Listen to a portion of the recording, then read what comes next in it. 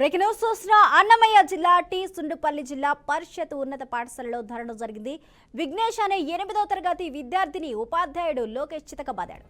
ఉపాధ్యాయుడు కొట్టిన దెబ్బలు తట్టుకోలేక విద్యార్థి స్పృహ కోల్పోయాడు. ఎందుకు కొట్టారని తల్లిదండ్రులు ప్రశ్నిస్తే మీకు దిక్కున్న చోట చెప్పుకోండి, ఏం చేస్తారో చూస్తామంటూగా దురుసుగా ప్రవర్తించాడని తల్లిదండ్రులు ఆరోపిస్తున్నారు. ఇక పాఠశాల వద్ద ఈ నేపథ్యంలో తల్లిదండ్రులు గ్రామస్తులు ఆందోళనకు దిగారు. ఈ సంఘటనను దారి మళ్లించేందుకు పలువురు ఉపాధ్యాయులు ప్రయత్నిస్తున్నారంటూ మండిపడ్డారు.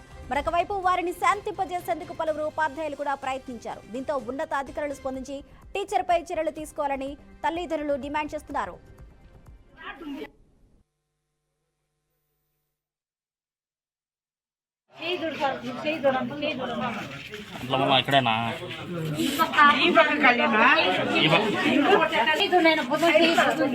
చెయ్యి పనే చేయలేదంటాను.